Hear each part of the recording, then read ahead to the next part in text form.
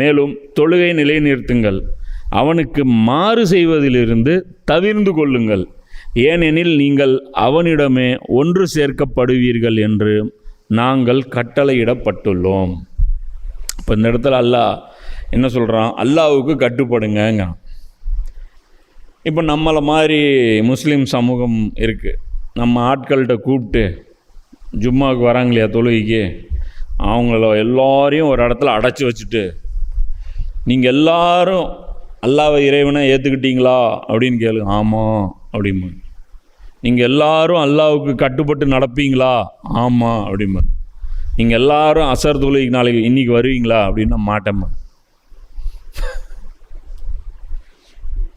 என்ன, எனக்கு வேலை இருக்குச்சு, நான் ஜும்மா தொழுதுட்டேன், என்னுடைய பாவம் போன ஜும்மாவிலேருந்து இந்த ஜும்மா வரைக்கும் என்னுடைய பாவம் வந்து போயிடுச்சு, இப்போ என்ன பண்ணுங்க அசர்லாம் கூப்பிட்றீங்க, 5 நேரம் தொழுகைன்னா அது ரமலானுக்கு மட்டும்தானே. இதுதான் உங்களுக்கு கான்செப்ட். இப்படி தான் டியூன் பண்ணுறாங்க உலமாக்கள். இவ்வளோ தீன் போதும், சொர்க்கத்துக்கு போகிறதுக்கு இவ்வளோ போதும், மீதி ஏதாவது பிரச்சனைனா நாங்கள் பார்த்துக்குவோம். ஒவ்வொரு உலமாவுக்கும் நீங்கள் ஜக்காத்தை கொடுத்துருங்க, ஒரு லுங்கி வாங்கி கொடுத்துருங்க, நீங்கள் இது பண்ணி கொடுத்துருங்க, நாங்கள் பார்த்துக்குறோம். இப்போ இந்த இடத்துல அல்லாஹ் என்ன சொல்கிறான்? இங்கே அல்லாஹ் என்ன சொல்கிறான்? கட்டுப்படுங்க, முழுசாக கட்டுப்படுங்கிறான்ல. முழுசாக கட்டுப்பட சொல்லிட்டான்.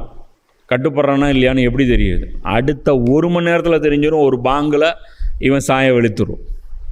அடுத்த 1 ஹவரில் மத்தியானம் 2 மணிக்கு இந்த வசனம் கேள்விப்படுறான்னு வச்சுக்கோ, அசர் பாங்கு வந்துருச்சுல, கட்டு பண்ணணும்ல, ஐயால சலாத் கூப்பிட்டாங்களே போகணும்ல, அப்போ நீ என்ன அர்த்தம்? போகல, அப்போ நீ யார்? கட்டுப்பட மாட்டேன்னு சொன்ன ஆள் தானே, அப்போ நீ யார்? நீ முஸ்லீமே கிடையாது. இன்னும் பெரிய பெரிய கடமைகள் காத்துட்ருக்கு. இந்த சின்ன கடமையே உன்னால், இதுக்கே நீ ஃப்ரண்ட்டில் வர மாட்டேங்கிற, இதுக்கே நீ உன்னுடைய டைமை ஒதுக்க மாட்டேங்கிற, இந்த டெஸ்ட்டுக்கே நீ ஃபெயில்னால் இனி நீ என்ட்ரன்ஸ் எக்ஸாம்லேயே ஃபெயில். அதுக்கப்புறம் உள்ளே கொண்டாந்து வச்சு உன்னை எக்ஸாம் ஒரு வருஷம் ஒன்று பாடம் நடத்தி புக்கு கொடுத்து எதுக்கு?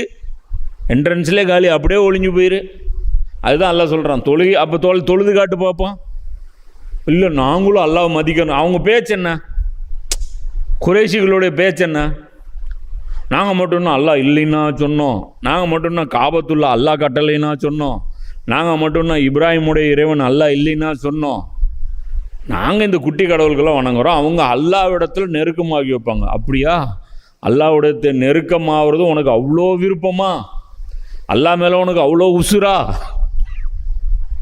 எங்கே தொழுவு? அல்லாஹ்வுக்காக தொழுவு. சரிப்பா தொழு முடியல. ஏன்? தொழுதா பக்கத்தில் பிலால் நிற்பார், பிரச்சனை இல்லை. இவனுக்கு தாருணதுவாக்குள்ளே பிலாலை விடுவானா? வேலை செய்கிறதுக்கு வருவார், டம்ளர் எடுத்துக்கு வருவார், டீ சப்ளை பண்ணுறதுக்கு வருவார், மறுபடியும் டீ டம்ளர் எடுத்துகிட்டு போகிறதுக்கு வருவார். தோல் நின்று தொழுவ முடியுமா? கொஞ்சம் நேரத்தில் சாயம் வெளுத்துரும். அதாவது இவங்களுடைய அந்த ஆன்மீக போர்வை இருக்கு இல்லையா, கொஞ்சம் நேரத்தில் அது கிழிஞ்சு டாராக வந்துடும். அது